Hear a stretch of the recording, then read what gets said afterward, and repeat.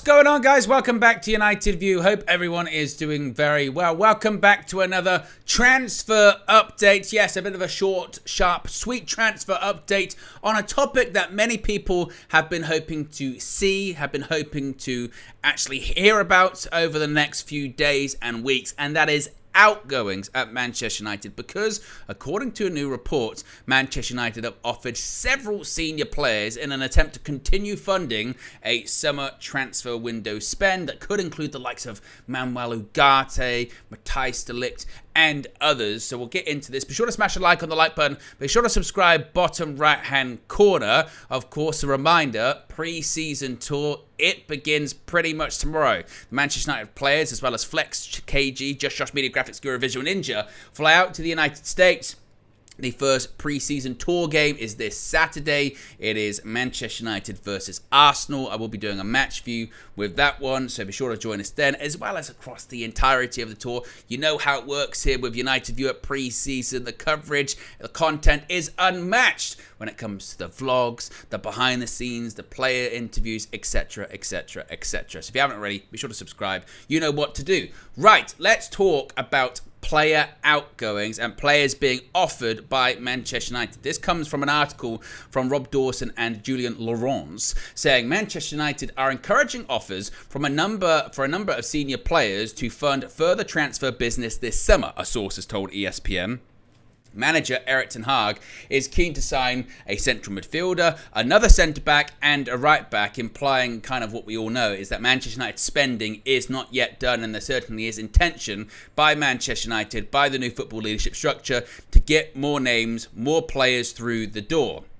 Now, as far as players we could be offering up, well, United, of course, according to the article, still have interest in Bayern Munich defender Matthijs de Ligt, although the two clubs are still apart on their valuations, and Paris Saint-Germain midfielder Manuel Ugarte. The permanent departure of Mason Greenwood to Marseille for a fee which could rise up to £26.6 million has boosted funds, but a source has told ESPN the club are also keen to move on other first-team players. A source has told ESPN that a large portion of Greenwood's fee is made up of performance-related add-ons. It continues. United will consider offers for the following players: Victor Lindelof, Aaron Wan-Bissaka and Christian Eriksen, who all have 1 year left on their contracts. Of course, in the cases of Lindelof and Wan-Bissaka, in the case of Eriksen, I can't remember if this was triggered, but definitely their options were triggered, so it's kind of now or never when it comes to sales for those players. As far as other possible outgoings, well, Harry Maguire, Scott McTominay, Anthony and Jadon Sancho would also be available if United's valuations were met. Now, Jadon Sancho is certainly a very interesting one. Rumours continue to persist about a possible switch to Paris. Manchester United have been asking for around £40 million for Jadon Sancho, writes Dawson and Laurence, who has been linked with PSG and would still consider offers in that region.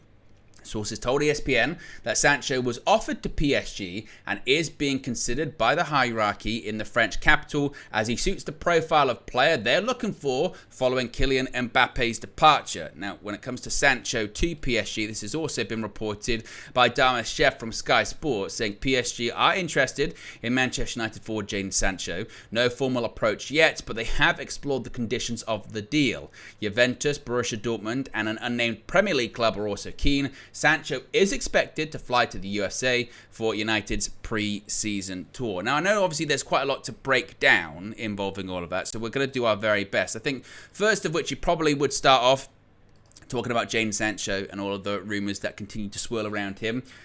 If that report is accurate, and I would say take it with a pinch of salt. The reason I would say take it with a pinch of salt, not necessarily a slight on Rob Dawson and Julian Laurence or anything like that. I say it as we have seen evidence in this transfer market so far when it comes to the coverage of Manchester United. Nobody knows what's going on. And that's a good thing. That's a good thing. And the reason nobody knows what's going on isn't because it's chaos and it's a mess at Manchester United. It isn't because Manchester United and INEOS aren't doing anything. We've already signed 2 players. The reason nobody knows what's going on is because Manchester United, the new football leadership team, keep their information right here. Very close to the chest, very close to the vest, however you want to say it, however the phrase goes. They keep their cards very close, shall we say. And because of that, journalists, they've got to write about something. They've got to, especially Man United, so they've got to try and bridge the gap. They've got to try and think of something, find something, say something. So they go with stuff that's already kind of been reported out there and kind of rehash it a little bit. So I would say take it with a pinch of salt. With the Sancho stuff, if that is accurate, that Manchester United have offered him to PSG, that adds an extra bit of context to all of this. Of course, it was Sancho, wasn't it? Yesterday, I think it was saying PSG and Jadon Sancho are very close on personal terms. And lots of people went, well, that one came out of the blue. Now, as is the case, again, with a lot of reporting on Manchester United, like I just mentioned, it kind of looks like actually maybe there is an element of truth in that story. As I always say, it's like panning for gold. You shake out the dirt, keep shaking it, keep shaking it. Oh, what's this? There's a little bit of truth in there. It looks like possibly there is truth to the story that PSG are considering Jadon Sancho. As far as he's agreed personal terms with PSG, that might be a bit of a stretch. That might be a bit of a ways away from the mark in terms of the reality of the situation, perhaps. But it does look like there is truth to the story in the sense that PSG are interested. If it's Manchester United offering him out, that would certainly add a lot more credibility to the school of thought that many had put out there with Sancho's return to Manchester United and reintegration back into the squad, which was, just because he's back doesn't mean he's back, he's staying, he's not going to leave now this summer. No, he's back. If an offer comes, they'll consider it. If it's the offer, if it's the money that they're looking for and he wants to go, then he'll go. He's not off the transfer list. He's just kind of back into the squad and kind of putting himself in the shop window, as it were. And then, of course, if he doesn't leave, he's reintegrated back in the squad. He can have a part to play, and he looks pretty sharp. He looked pretty sharp in that first pre-season friendly for himself against Rangers. I thought he did pretty well in that game. So we shall see how that one plays out. I mean, I don't think you can rule it out. I mean, I've said that for a lot of things in this transfer market with Manchester United in this transfer window. You can't rule a lot of things out. But there is part of me that still goes, I still could see it. They've drawn a line in things, which I'm very happy with. They've put the past where it belongs in the past, and they've moved on, himself and Erik ten Hag. But he's still a somewhat valuable asset, and if he still wants to go, and I think now it's up to Jadon Sancho really what he wants to do. If he wants to stay at Manchester United, then he should stay. If he wants to go, then he should go. Manchester United should facilitate that. And I think if £40 million are on the table, that could be reinvested into a midfielder, into possibly another centre-back, into a full-back, something of that nature. So I say watch that one very closely. That one's going to be really interesting, and it's going to be interesting to see how quickly things do happen if indeed PSG do decide, yep, we want to go for Jadon Sancho. So that's certainly quite curious. As far as Aaron Wan-Bissaka, last report had suggested that this was going to be sort of the domino in the Mazraoui deal, possibly if that happens. West Ham and United both interested in Mazraoui. But West Ham could pivot and go to Aaron Wan-Bissaka, sign him for possibly as low as £10 million. With that money, Manchester United then need a right back. They go to Bayern Munich, they get Mazraoui, and everyone kind of gets what they kind of want, I suppose. Which it feels like more and more likely that's going to happen, doesn't it? I mean, the thing is, and Flex and myself spoke about this morning, and it's really true, is that I could see now the transfer window going. I mean, it's been quite quiet for a lot of clubs anyway. Not so much for Manchester United, but certainly for a lot of clubs, it's been very quiet. I could see the transfer window going really quiet now until the beginning of the season. The reason I say that is because every single club across Europe, really, is dealing with the issue that the players are coming back late because they were involved in the European Championships or they're involved in Copa America. So you don't want to leave yourself short at the beginning of the season. So you want to almost wait till you've got everyone back, and then you can finalize these sort of last minute transfers. So we could see a situation where deals are only done if it's a case of, yeah, I'm going to let him go because we've already got this person coming in immediate replacement. So Wan-Bissaka goes, but we've got Mazraoui coming in, so that's fine. It's not a problem. Those kind of deals. I think that's going to probably be how it's going to work for a lot of clubs. The one in, one out, not only for FFP and PSR reasons, but also for availability, because there are going to be a lot of players available at the beginning of the season. So if Wan-Bissaka, he could fall into that category of someone that he would only go if Mazraoui's lined up. If Manchester United don't have a replacement, they would be shooting themselves in the foot because they would have no right back for the entirety of the preseason tour, and also beginning of the season, Dallow's going to be coming back. But even when he does come back, we've only got one right back. Do we then get the right? How quickly do we bring the replacement in? Like, there's a lot to consider there. But also, you're then looking at the situation where he's got a year left on his contract. We triggered the extension. Are we going to offer him a new contract? No. So we've got to sell him then. And how can we do that? How effectively can we do that? So that's Wan-Bissaka. Victor Lindelof, out of the centre-backs, he's the one I expect the most to leave. And then the De Ligt deal to happen. Again, the reason I say that is because he's got a year left on his contract. His wages aren't as high as a Harry Maguire. It's an easier transfer to do in terms of a price. And again, that's what I expect more likely to happen. Interestingly, haven't heard a lot of reporting about interested parties in Victor Lindelof. But then again, we didn't hear, and they're not exactly the same. It's very, very different. But for example, with Willy Campoala, we hadn't heard anything. And then it was like, he's going to Villarreal. And then it was a here we go. And then he signed like the day after that. So those things can move very quickly. Just because it's not reported doesn't mean nothing's happening behind the scenes with that. He's also going to be on the preseason tour. So he'll be in the shop window with that one. And the moment that one does happen, you would think United then move pretty quickly for De Ligt. Because again, one in, one out. Don't want to leave ourselves short. Even though De Ligt possibly won't be able to start the season as well, because he was with the Netherlands late on into the European Championship too. So that's worth considering. As far as Christian Eriksen, we'll see what happens in the next sort of couple of weeks. Of course, he's just come back into Manchester United training yesterday. He is going to be on the pre-season tour. So I guess we'll see what happens with regards to that one. Harry Maguire, I don't think we can rule out an exit.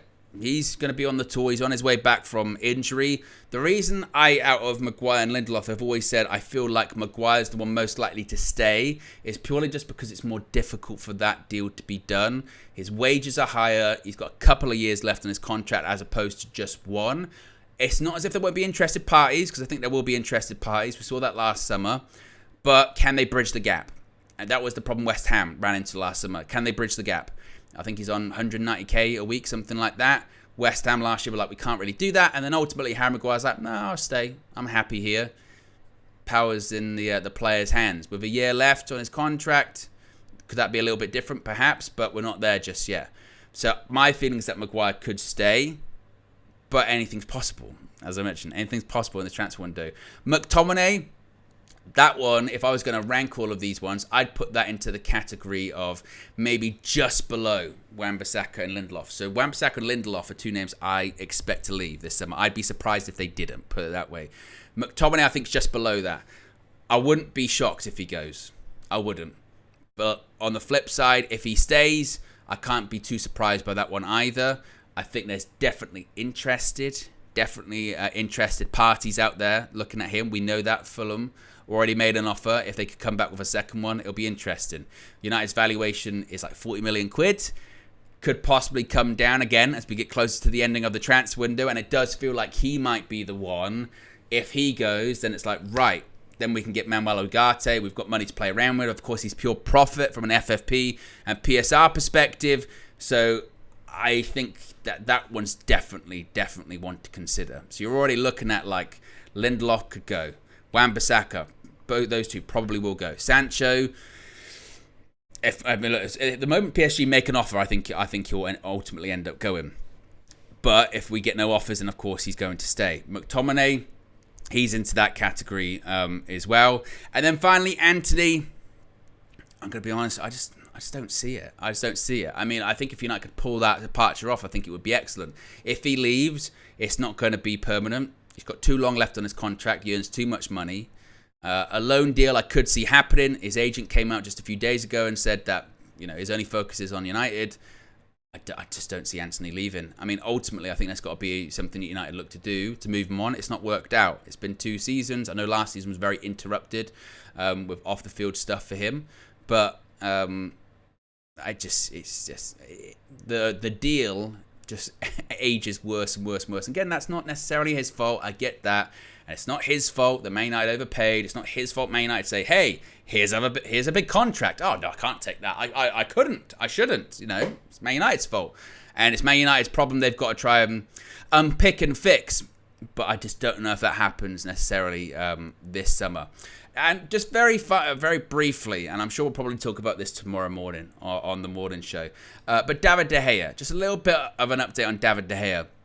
And you could say, oh, why are you talking about David De Gea? He's not a Manchester United player anymore. Well, there has been a story on him related to his Manchester United departure. Now, David De Gea posted a cryptic tweet. He does it occasionally with an emoji. He posted the timer. I thought he was going to announce that Qatar were coming. But he posted that, and many people have thought, oh, does that mean he's coming back to football? He took a year off, basically. And there's a piece from The Athletic written by Guillermo Rai, who's talking about what he's been up to, essentially, and how he was feeling. Now, he reveals that after his departure from Manchester United, did consider retiring, then decided, no, I miss football too much. He's been training regularly. He's in good shape. He's looking to rejoin elite level football this summer. But interestingly, there's a little bit of an update when it comes to his feelings on his departure from Manchester United. The Athletic writes that David De Gea was upset with those he held responsible for his Manchester United departure, manager Erik ten Hag and the club's then football director John Murtough. De Gea even told his inner circle that he would be happy to return to Manchester United if those two figures were no longer there. As far as his future, his preferred option in the United States would be on the West Coast, but there is a chance he will stay in Europe. He does not have any offers from Spain at the moment, and sources close to him say he has no intention of playing for another English team other than Manchester United. So that, to me, suggests that he's hoping to get a move to the MLS, possibly again on the West Coast, possibly like a California team or something like that, maybe. And I think the MLS would be very happy to have him, by the way. So whether or not that deal could come together, we shall see. Would he stay in Europe? He'd have to take just a huge pay cut for that to happen. The MLS, depending on how sort of the deal was put together, there could be a possibility, similarly to how, with Messi and Adidas getting involved and the MLS, the league itself getting involved. Not to say that would happen with David De Gea, but there could be ways to get closer to maybe the salary that he's looking for, even though it's not going to be, I don't think, close to Manchester United's number. So that one actually might be something to watch, I think. But as far as him not being happy with his Manchester United exit, it wasn't a good exit from Manchester United. It was an exit that, oh my goodness, it was an exit that that I've just smashed my microphone over. Now, it was an exit that he put out the statement, I'm leaving, and at points it was like he's gonna stay, he's definitely gonna stay, and then it was like no, now he's not gonna stay, and clearly it was pushed by Erik ten Hag. He wanted to keep it that was better with his feet, which again that's his right. He's the coach, he's the manager. John Murtough, he might hold responsible because again he was the one that would have been having those talks about a possible new contract, about a possible new deal, and whether or not they agreed to it, whether one was offered or not. We don't really know. You kind of get, there's reports to suggest both, isn't there? No new contract was offered. A contract was offered. He wanted to take a pay cut. He didn't want to take a pay cut. Sort of revisiting all that is a lot of fun. With Erik ten Hag, look, he came up publicly, I think, a couple of times, didn't he? Saying De Gea was going to stay, and then De Gea didn't stay. So it was a mess. Like, there's no way of dressing up. It was a mess. And for a guy that had been at Manchester United for, over a decade at that point, he deserved better. He deserved better. He deserved a send-off. He deserved something even along the lines of what someone like Varane got this year, and probably deserved more because look, he was there much longer than Raphael Varane, and holds records at Manchester United for a goalkeeper, and he deserved more than that, and deserved the better send off than he got, and that is a shame. That is a crying shame. So I've got no doubts that he's angry and upset with those people, with the people that he perceives as the reason he's no longer there and the reason that he's no longer involved in club football. Of course you would hold the grudge there. The sirens in the chat. So that doesn't surprise me. Ultimately, as a Manchester United, someone that dedicated so much time to Manchester United, I hope that he gets back into football. I hope that he's, playing and happy wherever he is. Again, with that kind of stuff about his departure and his exit, you don't really almost want to revisit it too much because once again, it's sort of dragging up the past, and United have moved on. But we'll see what happens with David De Gea, indeed. So There you go, guys. Be sure to smash a like on the like button. Be sure to subscribe bottom right-hand corner. Let me know your thoughts about all the players that could possibly be moved on, the David De Gea stuff. Let me know your reaction to it in the comment section below. Be sure to smash a like on the like button. Be sure to subscribe bottom right-hand corner. And I'll speak to you again very soon. I'm out of there. Peace!